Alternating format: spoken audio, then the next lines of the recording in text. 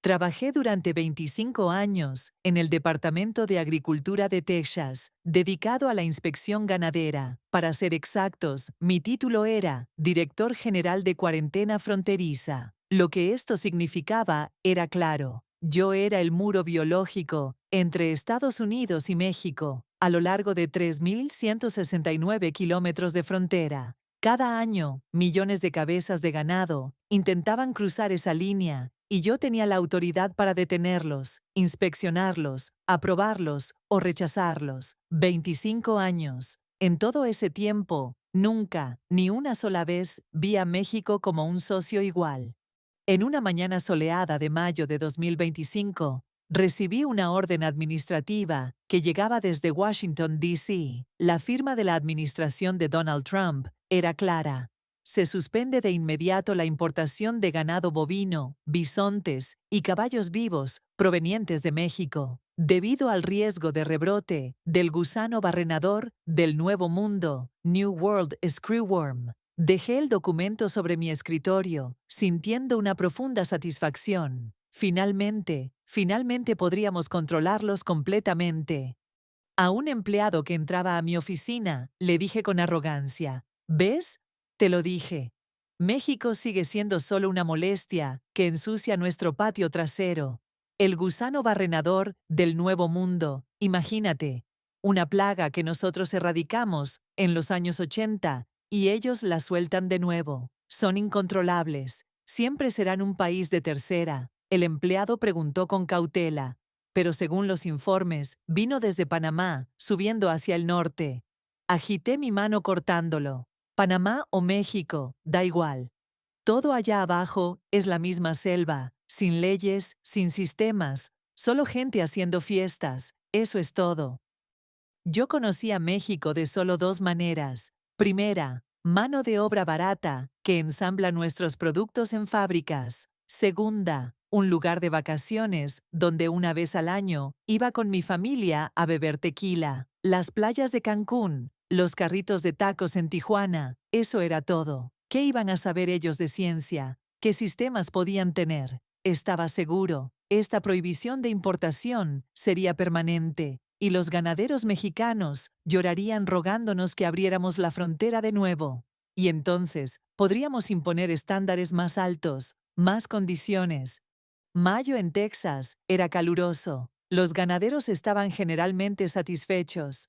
Por fin el gobierno hace su trabajo, dijo un ranchero, palmeándome el hombro. No podíamos seguir viendo cómo el ganado enfermo cruzaba desde allá abajo. Bien hecho, director. Asentí con la cabeza y tomé un sorbo de whisky. Éramos fuertes, teníamos razón, éramos Estados Unidos. Protegernos del caos y el desorden del sur era mi misión. Pero el destino estaba esperando para burlarse de los arrogantes. Pasó junio, pasó julio, llegó agosto. Los informes sobre el gusano barrenador eran escasos. Demasiado silencioso, en realidad. Pensé que era extraño, pero pronto me hundí en otras tareas. A finales de septiembre llegó un correo electrónico. El remitente era el CDC, Centro para el Control de Enfermedades.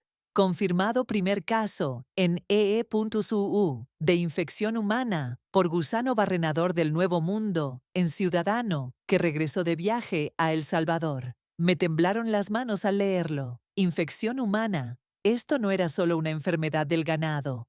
La mañana del 6 de octubre, el informe del destino cayó sobre mi escritorio. Un documento oficial enviado por el Servicio Nacional de Sanidad, Inocuidad y Calidad Agroalimentaria de México, SENASICA. Confirmada infección de gusano barrenador del Nuevo Mundo en un becerro en la región de Montemorelos, Nuevo León. Protocolo de control aplicado de inmediato.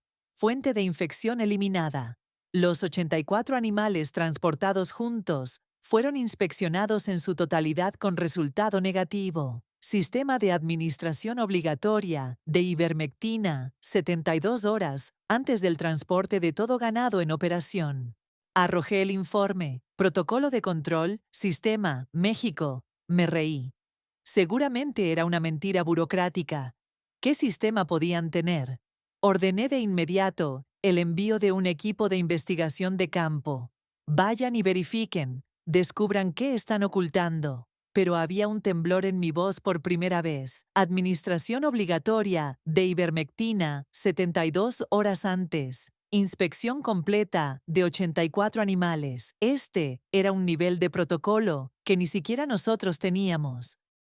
A mediados de octubre comenzó la pesadilla. Llegó un informe de que 2 vacas en un rancho en Brownsville, al sur de Texas, habían sido infectadas con el gusano barrenador del Nuevo Mundo. Corrí inmediatamente al lugar. El ranchero estaba en pánico. ¿Cómo pudo pasar esto? Estamos a 200 kilómetros de la frontera. El veterinario examinó las heridas de la vaca y dijo sombríamente: esta infección tiene al menos 3 días. Los gusanos han penetrado profundamente. Sentí escalofríos en ese momento. 3 días. El gusano ya estaba aquí hace 3 días, mientras nosotros cerrábamos la frontera.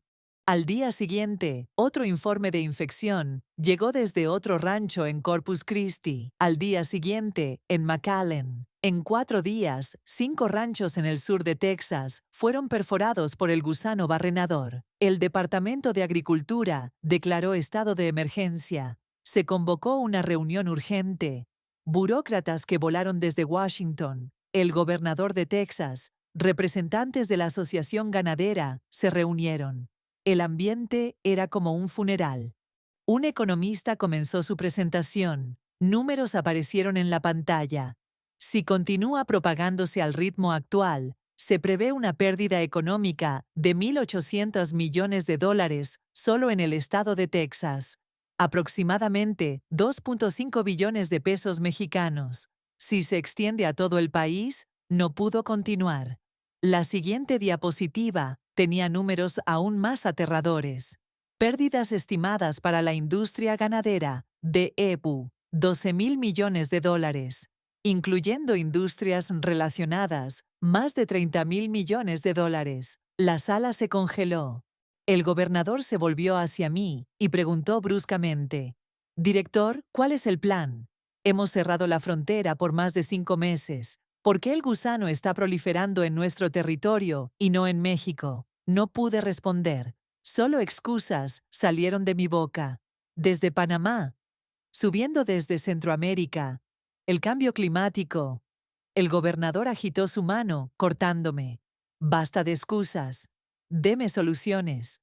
Entonces, un viejo científico en la parte trasera de la sala levantó la mano tranquilamente. Parecía tener unos 80 años y estaba sentado en una silla de ruedas. ¿Puedo hablar? El gobernador asintió. El anciano científico comenzó a hablar lenta pero claramente. Participé en el proyecto de erradicación del gusano barrenador del Nuevo Mundo en la década de 1960. Entonces cooperamos con México, usando la tecnología TIE, técnica del insecto estéril.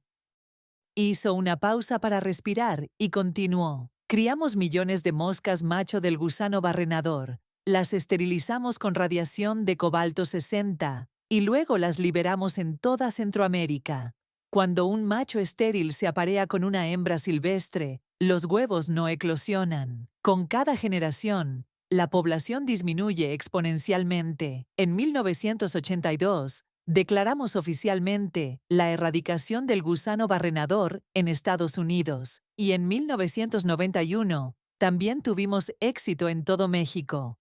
El anciano científico empujó su silla de ruedas hacia la mesa de conferencias y dijo: «Pero señores, ¿saben qué hicimos después de la erradicación? Redujimos presupuestos, cerramos instalaciones, despedimos personal especializado. Pensamos que no hay necesidad de gastar dinero en una guerra ya ganada». ¿Pero qué hizo México? Se detuvo un momento y nos miró a todos. México expandió sus instalaciones. Construyeron el mayor laboratorio de gusano barrenador de Centroamérica en Chiapas. Cada semana producen 15 millones de moscas estériles que liberan en las zonas fronterizas con Guatemala, Belice, Honduras y Panamá. Durante los últimos 30 años, México ha estado protegiendo Centroamérica solo, por nosotros. La sala quedó en silencio mortal. El anciano científico dijo finalmente: ¿tenemos instalaciones TIA ahora? No. ¿Tenemos personal especializado? No. Mientras pasamos 5 meses bloqueando a México, la línea de defensa que detenía a los gusanos que subían desde Panamá se colapsó. La línea de defensa de México. No tenemos capacidad para protegernos, pero rechazamos la mano del vecino que nos protegía.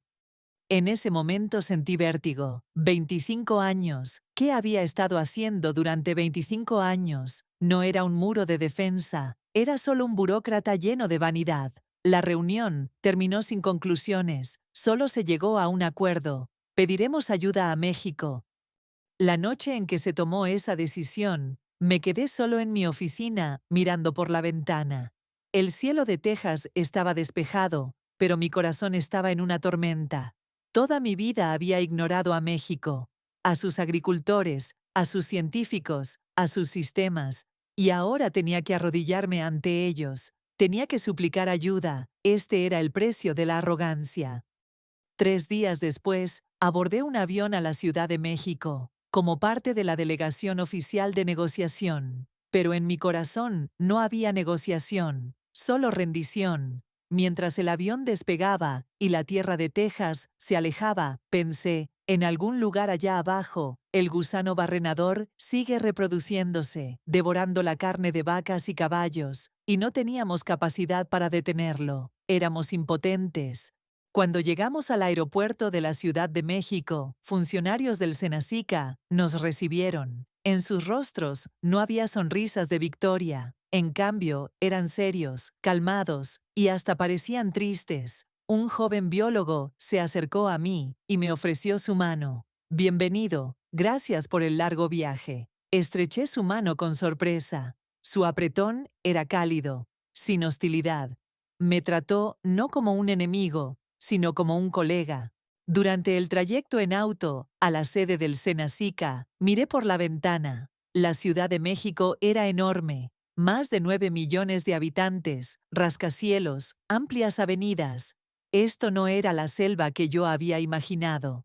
El biólogo del asiento de al lado notó mi mirada y dijo, ¿es su primera vez aquí? Asentí, sonrió y dijo, la mayoría de los estadounidenses solo van a Cancún o Los Cabos.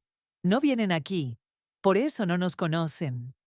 No había resentimiento en sus palabras, solo una aceptación tranquila. Continuó. Mi abuelo participó en el proyecto TIE en la década de 1960. Dice que en ese entonces, los científicos estadounidenses y mexicanos eran verdaderos socios iguales. Investigaban juntos, fallaban juntos, triunfaban juntos. Mi abuelo extraña esos días. Cuando hablábamos con la ciencia, dice, no pude responder. Fuimos nosotros quienes terminamos esa época.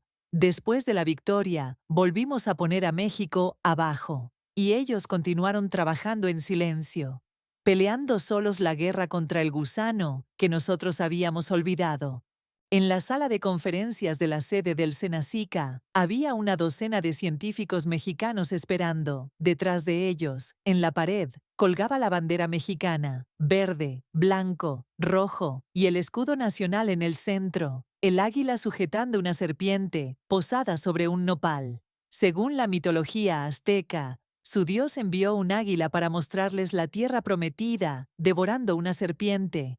Y allí fundaron su ciudad, Tenochtitlan, ahora Ciudad de México. Sentí que los ojos de esa águila me atravesaban, preguntando, ¿quién eres? ¿Qué has protegido? El director habló. Parecía tener unos 60 años, con una voz amable pero firme. Primero, expresamos nuestra profunda preocupación por la situación en Texas. El gusano barrenador no conoce fronteras. Su dolor es también nuestro dolor. Mis ojos se llenaron de lágrimas con esas palabras. No nos estaba culpando, nos estaba consolando. El director continuó. Estamos listos para ayudar. Pero hay algo que debe quedar claro. Esta vez será diferente. El director encendió el proyector. En la pantalla apareció una foto del laboratorio de gusano barrenador en Chiapas. Instalaciones enormes, equipo de última generación, docenas de investigadores. Este laboratorio fue fundado en 1985, cuando Estados Unidos redujo presupuestos y cerró instalaciones Nosotros incrementamos la inversión, porque sabíamos que la guerra no había terminado, que en algún lugar del Darien Gap, en Panamá, en esa selva, el gusano había sobrevivido. La siguiente diapositiva, apareció un mapa, una línea desde la frontera sur de México a través de Guatemala, Belice, hasta Panamá. Hemos protegido esta línea durante 30 años, liberando 15 millones de moscas estériles cada semana. Esto no es simple control de plagas, esto es guerra, una guerra invisible, interminable, y luchamos solos. El director nos miró y dijo, en 2024, se detectaron anomalías en Panamá. La población del gusano aumentó dramáticamente. Inmediatamente, duplicamos las liberaciones. Pero la línea de defensa se rompió en una región de Costa Rica. El gusano subió a Nicaragua, a Honduras. Invertimos más moscas, más personal, pero no teníamos suficiente presupuesto. Una científica habló. El año pasado propusimos al Departamento de Agricultura, DEU, una respuesta conjunta. Enviamos un correo electrónico. 3 veces. No hubo respuesta. Mi rostro ardió. Yo había visto ese correo y lo envié a la carpeta de spam, pensando que era México mendigando presupuesto. El director continuó. En mayo, cuando ustedes prohibieron las importaciones, lo supimos. La cooperación era imposible. Así que nos fortalecimos más. Administración obligatoria de ivermectina, 72 horas antes de todo transporte de ganado. Veterinarios desplegados en cada punto de control fronterizo. Sistema de monitoreo en tiempo real. Todo esto con nuestro dinero, con nuestro personal. Finalmente abrí la boca. Mi voz temblaba. ¿Por qué? ¿Por qué llegaron tan lejos? Cuando los bloqueamos, cuando los ignoramos. El director me miró. En sus ojos convivían tristeza y determinación. Porque, amigo, el gusano no conoce fronteras. Si no lo detenemos, ustedes también caen. Y si ustedes caen, eventualmente nosotros también caemos. Vivimos en el mismo continente, bajo el mismo cielo, sobre la misma tierra. En ese momento me derrumbé. 25 años de arrogancia, vanidad y superioridad se desmoronaron en un instante. Cubrí mi rostro con las manos, lágrimas corrieron. La delegación estadounidense estaba incómoda, pero los científicos mexicanos esperaron en silencio. Nadie se burló de mí, nadie celebró la victoria. Después de un rato, levanté la cabeza, le dije al director, toda mi vida los ignoré, nunca los vi como iguales, perdón. El director levantó su mano, deteniendo mis palabras. No queremos sus disculpas, lo que queremos es cooperación, cooperación real, como hace 50 años, cuando científico respetaba a científico, cuando humano respetaba a humano. El director mostró una nueva diapositiva. Esta es nuestra propuesta. Primero, expandir la capacidad de producción del laboratorio de Chiapas al doble. Estados Unidos invertirá en esto. Segundo, establecer una base conjunta de liberación en Laredo, Texas. Científicos mexicanos y estadounidenses trabajarán juntos. Tercero, la propiedad de la patente de la tecnología TI será compartida por ambos países. Cuarto, las ganancias del proyecto se dividirán 50-50. Hizo una pausa y enfatizó. Y lo más importante, no traten a nuestros científicos como simples contratistas. Son sus colegas, socios iguales. Asentí, acepto, todo. El director sonrió. Entonces, ¿empezamos el verdadero trabajo? ¿Café o tequila? Risas llenaron la sala. No era burla, era hospitalidad, una calidez que aliviaba la tensión. Finalmente, entendí. Esta era la negociación al estilo mexicano. No crear enemigos, sino crear colegas. Al día siguiente, volé a Chiapas para ver el laboratorio personalmente. De Ciudad de México a Chiapas son 2 horas en avión. El paisaje por la ventana cambió, de altiplano a selva, de ciudad a montañas. Y finalmente llegamos. Chiapas, el estado más al sur de México. Aquí, en la frontera con Guatemala, estaba el cuartel general de la guerra contra el gusano barrenador. El laboratorio superó mi imaginación. Una instalación del tamaño de 3 o 4 campos de fútbol. En salas de cría con temperatura y humedad estrictamente controladas, millones de larvas de mosca crecían. Un investigador explicó: producimos de lunes a viernes 3 millones por día, 15 millones en total por semana. Cuando estas larvas se convierten en pupas, se trasladan a la instalación de irradiación con cobalto 60. Fuimos a la instalación de radiación, gruesos muros de concreto, señales de advertencia, seguridad estricta. Un científico explicó: los rayos gamma emitidos por el cobalto 60 esterilizan el esperma de las moscas macho. Pero las moscas mismas permanecen vivas y saludables. Todavía tienen impulso reproductivo, buscan hembras, pero su esperma está muerto. Este es el núcleo de T, la técnica del insecto estéril. Miraba asombrado. Esto no es guerra, es arte.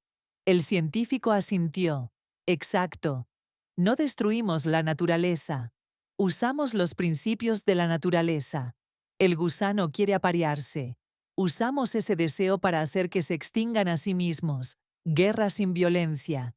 El siguiente proceso era el empaque. Las moscas esterilizadas se colocaban en pequeñas cajas de papel, 50.000 por caja, y estas cajas se cargaban en aviones. Volamos 3 veces por semana, frontera con Guatemala, frontera con Belice, zona montañosa del sur de Chiapas. Avionetas vuelan a baja altura, liberando las moscas. Con el viento, las moscas se dispersan hacia el suelo. Pregunté: ¿cuál es la tasa de éxito? El científico mostró un gráfico. Desde el inicio del proyecto, en 1985, la población de gusano barrenador en la zona fronteriza México-Guatemala ha disminuido un 99.7%. Hasta el rebrote desde Panamá en 2024, mantuvimos una línea de defensa perfecta.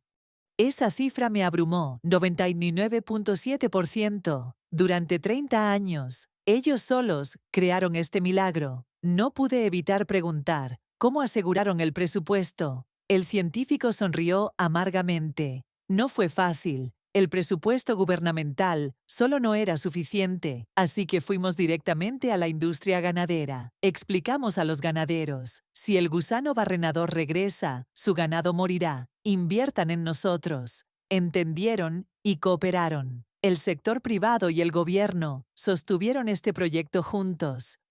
Estaba impresionado. Esto no era solo un proyecto científico, era un compromiso nacional. Gobierno, científicos, industria ganadera y ciudadanos unidos, peleando una guerra invisible durante 30 años. Por la tarde, fui a un pequeño pueblo cerca del laboratorio. Los científicos me invitaron a cenar. Un pequeño restaurante, sillas de plástico y música de mariachi sonaba. Comimos tacos y bebimos tequila. Un joven investigador tomó una guitarra y cantó Cielito lindo, un canto tradicional que significa hermoso cielo. La gente cantó junto. Ay, ay, ay, ay, canta y no llores. Canta, no llores.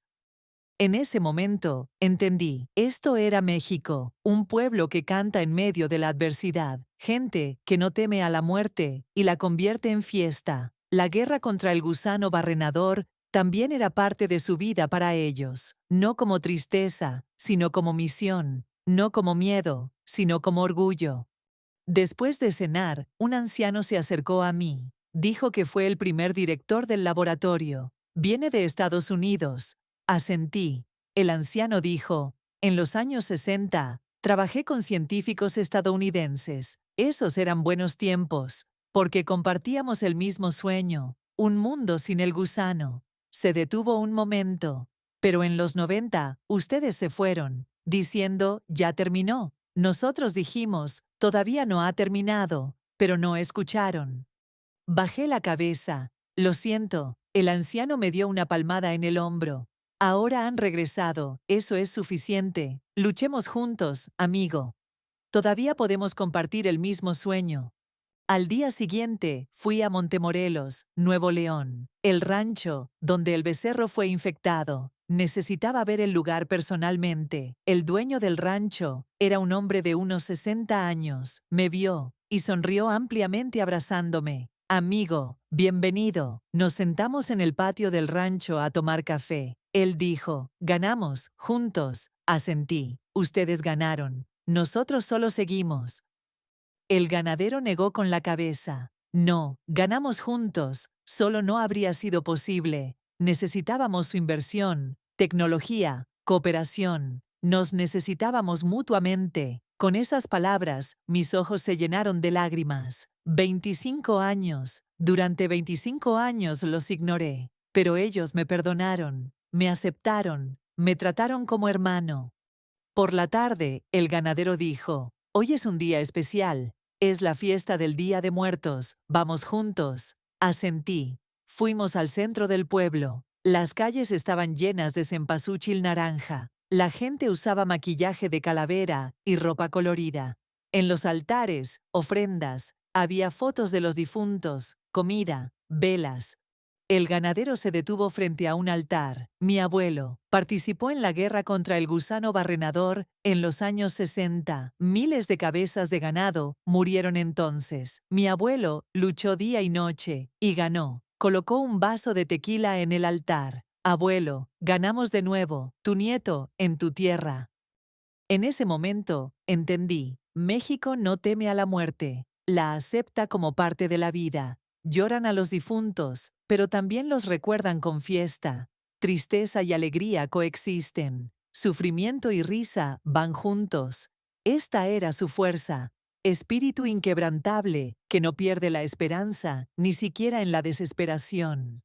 En la plaza, una banda de mariachi comenzó a tocar La Llorona, una canción tradicional sobre la mujer que llora, una melodía triste, pero la gente bailaba. Niños comían calaveras de azúcar riendo. Ancianos compartían historias antiguas, jóvenes susurraban amor. La vida continuaba. Ni el gusano, ni la guerra, ni el sufrimiento podían detener este flujo. El ganadero me entregó una máscara de calavera. Póngasela. Esta noche, todos somos iguales, vivos y muertos, estadounidenses y mexicanos. Todos somos humanos. Me puse la máscara. Y por primera vez en mi vida, el arrogante burócrata del Departamento de Agricultura de Texas bailó en la plaza de un pueblo ganadero mexicano. Torpe y sin gracia, pero sincero. Una anciana se acercó y tomó mi mano. Ella dijo, ahora es uno de nosotros, amigo. Bajé la cabeza y susurré, gracias, de verdad. Ella sonrió y dijo, somos nosotros quienes debemos agradecer, porque regresó, para luchar juntos. La noche se hizo más profunda. El cielo estaba lleno de estrellas. Al otro lado de la frontera, en Texas, estarían viendo las mismas estrellas. El gusano no conoce fronteras, ni la lluvia, ni el viento, ni las estrellas conocen fronteras. Pisamos la misma tierra, vemos el mismo cielo, respiramos el mismo aire. La frontera es solo una línea que los humanos dibujaron. Pero esa noche me di cuenta, la verdadera frontera estaba en otro lugar. La frontera entre arrogancia y humildad. La frontera entre desprecio y respeto. Lo que teníamos que cruzar no era el alambre de púas, sino los muros del corazón. El día de mi retiro, mientras organizaba mi oficina, recordé mi primer día de trabajo 25 años atrás. Entonces pensé, voy a proteger esta frontera, pero estaba equivocado. Lo que protegió la frontera no fue el alambre de púas, no fueron las estaciones de cuarentena, no fui yo. Quienes protegieron la frontera fueron los científicos del sur, en Chiapas, luchando en silencio durante 30 años, liberando 15 millones de moscas al cielo cada semana. Fueron los agricultores de Montemorelos, ayudándose mutuamente, amando la tierra, sin rendirse jamás. Por última vez, miré la bandera mexicana, colgada en la pared, el águila sujetando la serpiente. Según la leyenda azteca, su dios envió un águila para mostrar la tierra prometida, y allí construyeron un imperio. Tenochtitlan, la ciudad sobre el agua, un pueblo que levantó civilización en un lugar que parecía imposible. Sus descendientes todavía están aquí, todavía convirtiendo lo imposible en posible, todavía luchando, todavía sonriendo. Cerré la puerta de mi oficina, murmurando, México, no podemos tener tu alma, pero podemos aprender. Y yo aprendí. Caminando por el pasillo, pensé por última vez, lo que venció al gusano, que devora carne, no fue el insecticida, tampoco solo la ciencia, fue la gente. Gente que se respeta mutuamente, que ríe junta, que nunca se rinde. Y en el centro estaba México, el inquebrantable, hermoso, eterno México.